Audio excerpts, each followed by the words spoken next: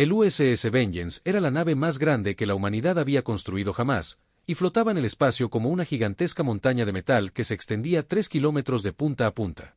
El capitán Daniel Brooke permanecía en el puente con las manos a la espalda mientras observaba las pantallas que mostraban las posiciones enemigas, porque 50 años de humanos esparciéndose por las estrellas los habían traído a este preciso momento donde todo se decidiría. La teniente Nicole Harris se acercó desde el área de comunicaciones y su rostro reflejaba preocupación, pues había trabajado con Brooks durante 7 años y él siempre podía adivinar lo que estaba pensando con solo mirarla. En ese momento, ella estaba pensando en el mensaje que acababa de llegar de la flota enemiga. Le dijo al capitán que la flota sarconiana les enviaba un mensaje y que querían que la venganza se rindiera de inmediato. Y Brooke sonrió levemente porque los sarconianos llevaban 3 años atacando las colonias exteriores y su tecnología era mucho mejor que la de los humanos, por lo que parecía imposible luchar contra ellos. Podían desplazarse entre estrellas sin los enormes y torpes motores de salto que necesitaban las naves humanas. Atacaron con rapidez y no dejaron nada atrás, salvo cenizas y planetas en llamas. Brooks habló en voz baja y le dijo a Harris que enviara un mensaje a los argonianos, diciendo que la humanidad no se rinde y nunca lo hará. Harris asintió y regresó para enviar el mensaje mientras el comandante Jake Morrison revisaba las pantallas tácticas y contaba cuántas naves enemigas se acercaban. Morrison le dijo al capitán que el enemigo tenía 6 enormes naves capitales y al menos 40 naves de apoyo más pequeñas, y que los escudos de venganza podrían contener una cuarta parte de esa potencia de fuego con un poco de suerte. Y Brooks escuchó y dijo que tendrían que aprovechar cada disparo porque no había otra opción. La tripulación había practicado esta batalla miles de veces en simulaciones, y el Vengeance llevaba las armas más avanzadas que los científicos humanos podían construir, incluyendo torpedos cuánticos experimentales capaces de atravesar los escudos aronianos, pero nadie sabía realmente si funcionarían porque nunca se habían probado en combate real. El teniente Kyle Chen, sentado al timón, anunciaba las coordenadas mientras la flota sarconiana se acercaba y sus naves brillaban con una extraña luz púrpura que provenía de los núcleos de cristal que las impulsaban.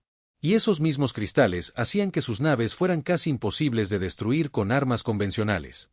Brooks ordenó que los escudos se elevaran a máxima potencia y le dijo a Morrison que cargara todas las armas y apuntara a la nave insignia enemiga porque si conseguían eliminar al líder, tal vez el resto se replegaría. Pero eso probablemente era solo una ilusión.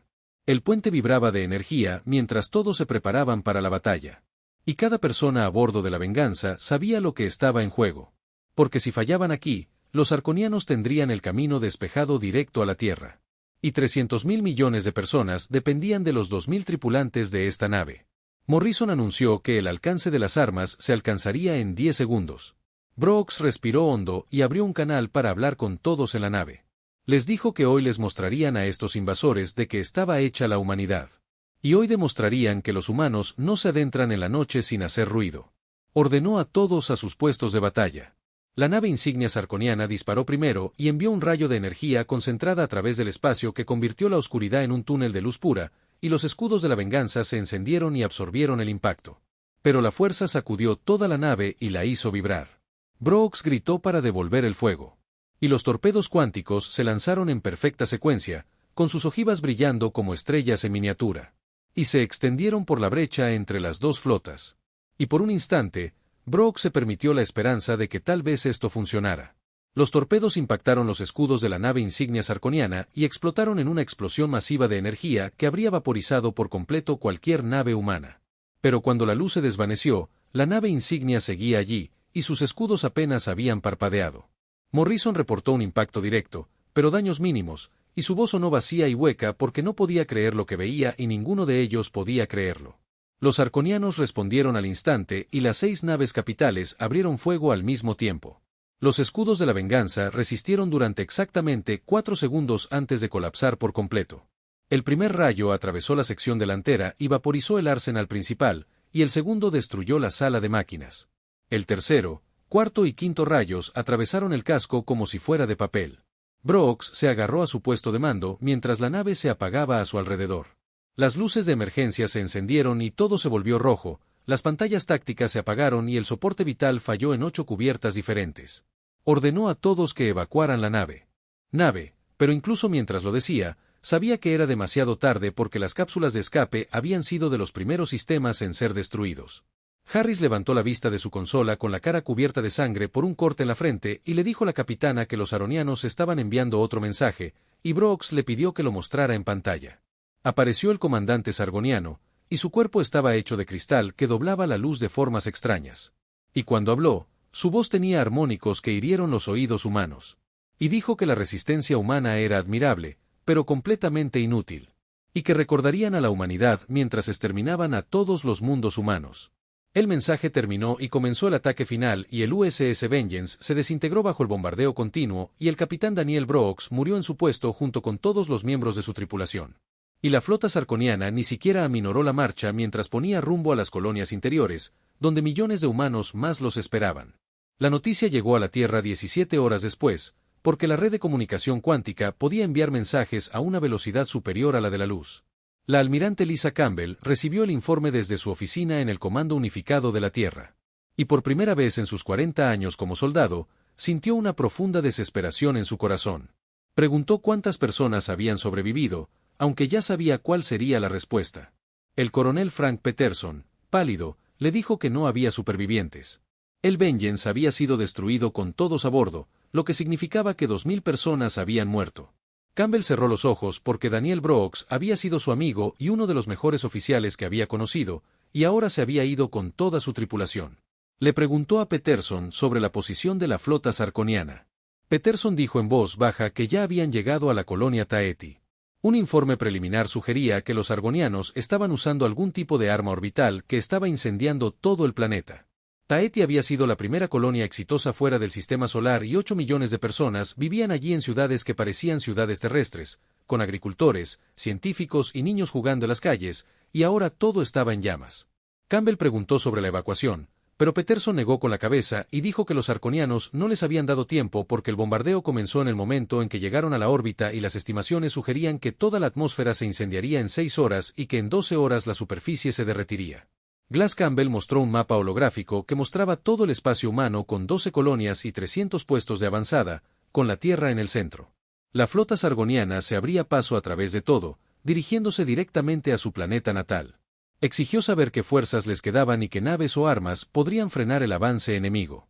Peterson mostró datos tácticos que mostraban que la segunda flota mantenía su posición en Próxima Centauri con 15 cruceros, 30 destructores y quizás 100 naves de apoyo. Y eso era todo lo que tenían que no estuviera ya defendiendo la Tierra. Campbell dijo en voz alta que enviarían esas naves contra 6 naves capitales arconianas y que el enemigo había destruido la venganza en minutos. Entonces, ¿qué posibilidades tenía la segunda flota? Peterson admitió que no tenía ninguna. Pero tal vez podrían ganar tiempo, y el tiempo significaba evacuaciones, preparar las defensas terrestres y encontrar algo que realmente pudiera dañar a estos invasores. Campbell miró el mapa durante un buen rato, porque cada nave que enviaba contra los argonianos era una sentencia de muerte para la tripulación. Pero cada día que el enemigo avanzaba convertía a otro mundo en un páramo. Finalmente, le dijo a Peterson que enviara la orden y que la segunda flota se enfrentara al avance sargoniano con protocolos de combate completos. Peterson dudó porque esas tripulaciones tenían familias y todos sabían que era una misión suicida. Campbell respondió fríamente que los 8 millones de personas que estaban muriendo en Taeti ahora mismo también tenían familias. Y los 300.000 millones de personas en la Tierra que morirían si no detenían a estos monstruos también tenían familias. Y le dijo a Peterson que enviara la orden. Después de que Peterson se marchara para cumplir la orden, Campbell se giró hacia la ventana que daba al cuartel general del Comando Tierra y observó la puesta de sol en tonos naranja y rojo que le recordaban demasiado a mundos en llamas. Pensó en el Vengeance y en el capitán Brooks y su tripulación porque habían sido lo mejor que la humanidad tenía y estaban equipados con las armas más avanzadas que la ciencia humana podía producir.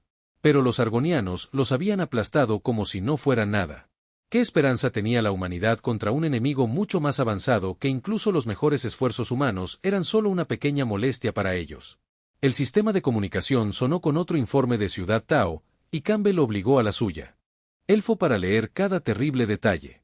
Porque los argonianos no solo bombardeaban la colonia desde la órbita, sino que, siendo muy metódicos al hacerlo y asegurándose de que nada sobreviviera, estaban destruyendo ciudades, tierras de cultivo y océanos, e incluso el lecho rocoso mismo estaba siendo borrado sistemáticamente. Y para cuando terminó el informe, Taedi había desaparecido. Y no solo la colonia, sino toda la biosfera estaba muerta. 8 millones de personas habían sido reducidas a átomos, y décadas de terraformación habían sido borradas, y el planeta mismo era ahora una ceniza sin vida que permanecería inhabitable durante miles de años. La flota sarconiana ya se dirigía hacia el siguiente objetivo. Y Campbell se sentó en su escritorio y comenzó a escribir órdenes de evacuación para las colonias restantes porque se sentía como una rendición. Pero ¿qué opción tenía cuando cada batalla era una masacre y cada enfrentamiento terminaba de la misma manera que el mayor acorazado de la humanidad había sido destruido sin piedad? Y ahora, mundo tras mundo, los arconianos convertían cada planeta humano en un páramo. Y parecía que nadie podía hacer nada para detenerlos. La segunda flota murió exactamente como el almirante Campbell predijo que sucedería. Y la capitana Victoria Grant comandaba el crucero USS Defiance y observaba impotente cómo las naves capitales arconianas atravesaban su formación como lobos atacando ovejas. Y la batalla duró solo 11 minutos. Ordenó a todos que abandonaran la nave cuando el reactor principal comenzó a alcanzar un nivel crítico. Pero las cápsulas de escape nunca tuvieron una oportunidad porque los argonianos las atacaron deliberadamente y vaporizaron cada pequeña nave al despegar, y no hubo piedad ni prisioneros, solo exterminio total. Grant murió al timón de su nave con las manos aún aferradas a los controles mientras intentaba un último ataque desesperado. El Defiance impactó contra las naves insignias arconianas a toda velocidad, desintegrándose con el impacto y los escudos ni siquiera parpadearon. 15.000 personas murieron con la segunda flota, y la flota sarconiana no sufrió bajas y continuó su camino hacia la Tierra sin apenas una pausa en Próxima Centauri. La evacuación ya estaba en marcha cuando llegó la flota sarconiana y el gobernador Steven Martínez se encontraba en la torre de control del puerto espacial coordinando la desesperada huida, mientras todas las naves de transporte del sistema se utilizaban para transportar a la mayor cantidad de personas posible a las estaciones de salto. Preguntó a su ayudante, el teniente Nathan Cross, cuántas personas quedaban aún en la superficie, y Cross respondió con emoción que 2 millones seguían ahí abajo y que nunca los sacarían a todos a tiempo. Martínez miró a través de las ventanas de la torre la ciudad donde se había construido Nueva Armonía durante más de 30 años. Era una hermosa metrópolis de 5 millones de habitantes, y ahora estaba siendo abandonada, y 2 millones de ellos jamás escaparían.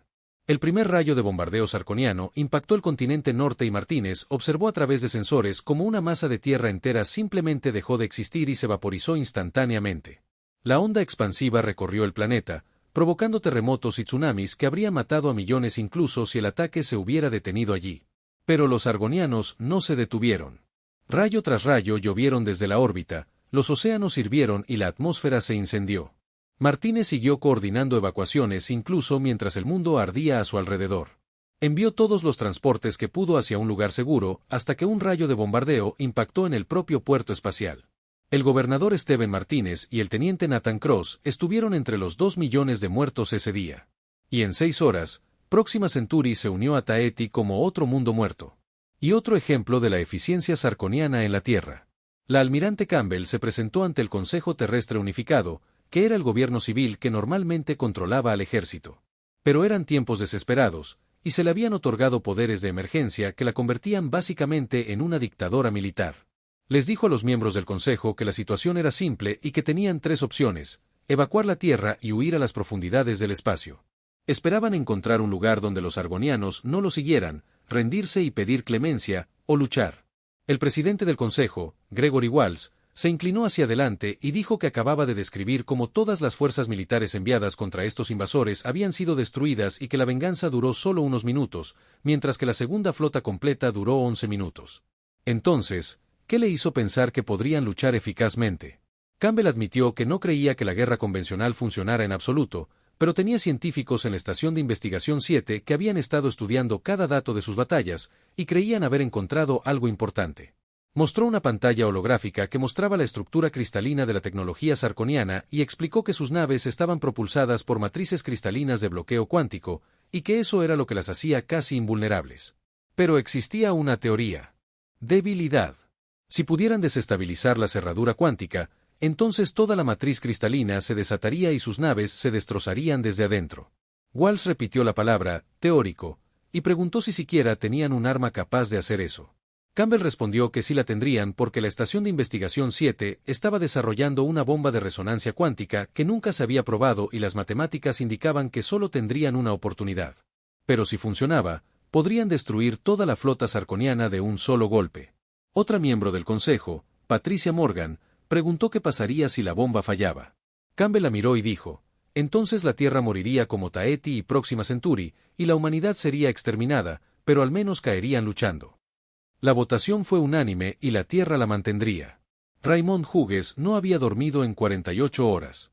Y como físico principal de la Estación de Investigación 7, se le había encomendado una tarea imposible que debía completar en un plazo imposible: construir un arma capaz de desestabilizar las matrices de cristal cuánticas bloqueadas, probarla, desplegarla y salvar a la humanidad. Su equipo contaba con otros 6 científicos, todos ellos entre las personas más inteligentes que la humanidad había producido. Karen Wright se encargaba de la mecánica cuántica, mientras que Alan Foster trabajaba en el sistema de lanzamiento y Clare Thompson gestionaba la potencia informática necesaria para modelar sus teorías. Tenían 5 días antes de que la flota sarconiana llegara a la Tierra, lo que significaba 5 días para lograr lo imposible. Wright comentó durante una de sus interminables sesiones de planificación que las matemáticas funcionaban y que, en teoría, un pulso de resonancia cuántica correctamente ajustado debería desestabilizar las matrices de cristal, pero la frecuencia de resonancia debía ser exacta, y hablaban de precisión, hasta el fentonio. Hughes preguntó si podían lograr esa precisión y Foster mostró diseños en la pantalla holográfica y explicó que había creado un sistema de lanzamiento basado en torpedos cuánticos modificados. Allí, cargarían la bomba de resonancia en una carcasa de torpedo, programarían la secuencia de detonación y la dispararían contra la nave insignia Saronia. La bomba detonaría a la distancia correcta y emitiría el pulso de resonancia. Hughes preguntó sobre el alcance efectivo y Foster admitió que era de unos 500 km, porque a mayor distancia, el pulso perdería coherencia, y a menor distancia, se arriesgaban a que la nave de lanzamiento quedara atrapada en el efecto cascada. Thompson, quien había estado realizando simulaciones, levantó la vista con expresión seria y dijo que había otro problema: el pulso de resonancia requería enormes cantidades de energía, y que estaban hablando de canalizar energía equivalente a la de una pequeña estrella en un haz enfocado de menos de un microcondensador. Hughes preguntó sobre el uso de los reactores de fusión de la estación como fuente de energía, pero Thompson dijo que no eran ni de cerca lo suficientemente potentes y que necesitarían algo mucho más potente, como el núcleo de un motor de salto. Foster abrió mucho los ojos y dijo que ella quería usar el núcleo de un motor de salto como batería, y que eso era una locura, porque esas cosas apenas eran estables en condiciones normales e intentar canalizar tanta energía a través de su bomba podría provocar su explosión. Hughes preguntó en voz baja si tenían otra opción, y el silencio que siguió fue respuesta suficiente. Trabajaron sin parar durante los siguientes 3 días y la bomba de resonancia cuántica tomó forma en la bahía principal de fabricación.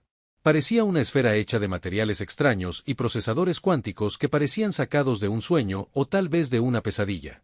El capitán Henry Cole llegó a la estación el 4.º día y comandó el USS Marathon, una de las pocas naves militares que quedaban en la flota de defensa orbital de la Tierra, y se había ofrecido como voluntario para ser el piloto de la entrega. Cole observó la bomba con atención y dijo: un disparo y una oportunidad para salvar a la humanidad, sin presión, ¿verdad? Hughes apreció el humor negro. Hughes explicó que la bomba estaba lista, que la frecuencia de resonancia estaba fijada y que el núcleo del motor de salto estaba configurado para proporcionar la energía necesaria. Todo lo que Cole necesitaba hacer era acercarse a 500 kilómetros de la nave insignia sarconiana y disparar, dijo Cole, y esperaba hacerlo suficientemente rápido para despejar el camino antes de que comenzara la cascada. Wright habló en voz baja y explicó que su modelo sugería que la cascada se movería más rápido que la luz y que, una vez que comenzara, no habría forma de escapar de ella. Cole asimiló esta información sin mostrar miedo y dijo: así que fue una misión suicida. Y Hughes afirmó con firmeza que no fue un suicidio, sino un sacrificio, y que hubo una gran diferencia el 5.º día.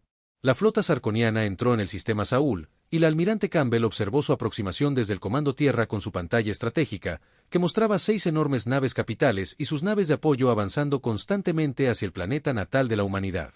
Preguntó sobre el estado del armamento y el coronel Peterson informó que estaba cargado a bordo del Maratón y que el capitán Cole estaba listo para despegar a su orden. Campbell abrió un canal de comunicación con el Maratón y Coleface apareció en su pantalla con aspecto tranquilo y decidido, y ella le preguntó si entendía la magnitud de lo que estaba a punto de intentar. Cole respondió que sí y dijo que si esto funcionaba, salvarían la Tierra y a todos sus habitantes, y que si fallaba, no estarían en peor situación de la que ya estaban. Campbell dijo en voz baja: buena casa, capitán. El Maratón despegó de la órbita terrestre y aceleró hacia la flota sarconiana que se aproximaba. Cole sabía que no tenía ninguna posibilidad de acercarse sin ser detectado porque el enemigo lo vería venir y le dispararía. Tenía que sobrevivir lo suficiente para estar a su alcance y disparar el arma. Un disparo y una oportunidad en el destino de la humanidad que pesaba sobre sus hombros. El Maratón se movía por el espacio como una sola nave humana contra una armada alienígena, y el capitán Henry Cole estaba sentado solo en la cabina con las manos firmes en los controles. Aunque sabía que volaba hacia su muerte, los argonianos lo detectaron a 800 kilómetros y su nave insignia apuntó sus armas hacia la nave que se acercaba. Cole sabía lo que se avecinaba porque había visto las grabaciones de cómo la Venganza fue destruida y cómo la segunda flota fue masacrada. Y sabía exactamente cómo terminaría esto si fallaba. El primer rayo de energía atravesó el espacio y el carbón impulsó a la Maratón a una desesperada maniobra evasiva, fallando por menos de 50 metros. El segundo rayo golpeó su propulsor de babor, haciendo que la nave diera vueltas. Murmuró, «Vamos», mientras luchaba por recuperar el control. La Maratón respondió lentamente porque estaba dañada, pero seguía funcionando. Y ahora estaba a 600 kilómetros del objetivo.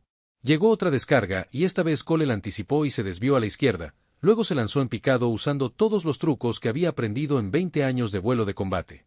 La Maratón se desactivó por los casi accidentes, pero la mantuvo volando 500 kilómetros. Cole armó la bomba de resonancia cuántica y sintió su poder zumbando por los sistemas de la nave, y el núcleo del motor de salto que la impulsaba apenas estaba contenido, y su firma energética hizo que la Maratón se iluminara como una estrella en cada sensor sarconiano. El enemigo concentró su fuego y 4 naves capitales apuntaron sus armas contra la nave humana que se acercaba, y Cole llevó la Maratón al límite. Pero aún así, los rayos dieron en el blanco y sus escudos colapsaron. El blindaje de su casco comenzó a derretirse y la alarma sonó a medida que un sistema tras otro fallaba. Pero ya estaba lo suficientemente cerca, a exactamente 500 kilómetros, y Cole susurró a la humanidad y disparó. La bomba de resonancia cuántica, lanzada desde el tubo de torpedos Maratón como una esfera de esperanza, aceleró hacia la nave insignia sarconiana. Durante 3 eternos segundos, no ocurrió nada. Entonces, la bomba detonó y la explosión fue silenciosa en el vacío del espacio. Pero sus efectos fueron devastadores. Una ola de energía de resonancia cuántica se expandió desde el punto de detonación, invisible a simple vista, pero letal para la tecnología cristalina. Los escudos de la nave insignia sarconiana colapsaron primero, y luego su núcleo de matriz cristalina comenzó a vibrar a frecuencias que desafiaban la física, y la vibración se extendió como una cascada de inestabilidad cuántica que destrozó la estructura fundamental de la nave alienígena. La nave insignia se desintegró en silencio, con su casco de cristal rompiéndose en miles de millones de fragmentos. Pero la cascada no se detuvo y saltó a la siguiente nave capital, y luego a la siguiente, extendiéndose por la flota sarconiana como un reguero de pólvora sobre la hierba seca.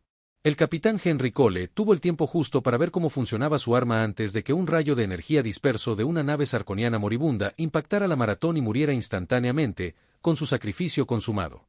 En la Tierra, el almirante Campbell observaba con incredulidad las lecturas de los sensores mientras, una a una, las naves argonianas se desintegraban y toda la flota, con 6 naves capitales y 40 naves de apoyo, se desgarraba a medida que sus núcleos de cristal caían en cascada hacia el caos cuántico. El coronel Peterson dijo en voz baja que había funcionado. Y por Dios, de verdad que había funcionado. La última nave sarconiana se desintegró 14 segundos después de la detonación de la bomba, y la amenaza que parecía imparable, el enemigo que había destruido a la humanidad sin piedad y convertido 2 colonias en páramos, desapareció. Pero el costo había sido terrible con el USS Vengeance y sus 2000 tripulantes, la segunda flota con 15,000 efectivos, 8 millones de colonos en Tahiti y 5 millones en Próxima Centauri, el capitán Henry Cole e innumerables personas más que murieron, ganando tiempo para el desarrollo de la bomba cuántica. Campbell envió una transmisión a todas las pantallas, visualizadores y dispositivos de comunicación en el espacio humano, informando a todos que la flota sarconiana había sido destruida y que la amenaza inmediata a su supervivencia había terminado. Pero no debían olvidar el precio pagado por esta victoria. Mencionó los nombres del capitán Daniel Brooks, la tripulación del USS Vengeance, la capitana Victoria Grant, la segunda flota, el gobernador Stephen Martínez y el capitán Henry Cole y los millones de civiles que murieron en Tahiti y Próxima Centauri por darlo todo para que la humanidad pudiera sobrevivir. Dijo que los arconianos creían que podían exterminar a la humanidad y destruyeron la mayor nave de guerra sin piedad, convirtiendo los mundos humanos en páramos, y creían que los humanos se derrumbarían. Pero aprendieron lo que todo enemigo de la humanidad aprende eventualmente, que los humanos no se derrumban, no se rinden y no perdonan. Campbell dijo que autorizaba a la Estación de Investigación 7 a comenzar la producción de armas de resonancia cuántica y que cazarían todas las naves arconianas restantes en el espacio conocido y se asegurarían de no volver a amenazar a otra especie. Recuperarían las colonias perdidas, reconstruirían lo destruido y recordarían a los que murieron. Esta era la promesa y el juramento de la humanidad, porque los humanos son sobrevivientes y constructores, y cuando se ven al límite, son guerreros incomparables. 3 meses después, los primeros torpedos de resonancia cuántica salieron de las líneas de producción. Y 6 meses después, las naves humanas comenzaron a cazar a los dispersos. Restos del Imperio Sargoniano y la guerra que casi había terminado. La humanidad se convirtió en una campaña contra quienes intentaron destruirla. Las ruinas de Taeti y Próxima Centauri permanecieron como monumentos a los caídos, y se construyeron monumentos en la Tierra, enumerando cada nombre y cada vida perdida. Y en los pasillos del reconstruido Comando Unificado de la Tierra, un nuevo lema estaba escrito sobre la entrada. Destruyeron nuestra nave de guerra sin piedad y nosotros reconstruimos. Y convirtieron nuestros mundos en páramos y nosotros regresamos porque la humanidad perdura, la humanidad prevalece y la humanidad recuerda. El universo aprendió una simple verdad: la humanidad podía ser herida y la humanidad podía ser ensangrentada, pero la humanidad no podía ser quebrantada.